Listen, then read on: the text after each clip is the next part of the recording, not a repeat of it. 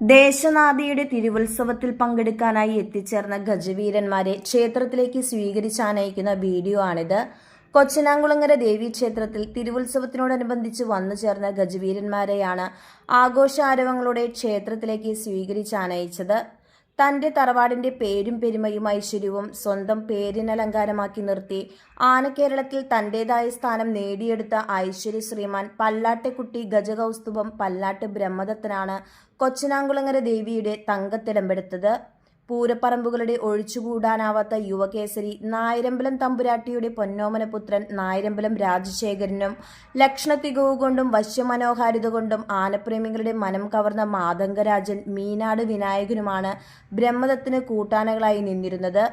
ആനക്കേരളം അടക്കി ഭരിക്കാൻ പോകുന്ന യുവരാജാവ് ഏകദന്തപ്രിയൻ പ്രത്യക്ഷ ഗണപതി മുണ്ടക്കൽ ശിവനന്ദനും അക്ഷരനഗരിയുടെ ആനച്ചന്തം ഉണ്ണിപ്പിള്ളി ഗണേശനും കൊച്ചനാങ്കുളങ്ങര ദേവിയുടെ ഉത്സവത്തിൽ പങ്കെടുക്കാനായി എത്തിച്ചേർന്നിരുന്നു.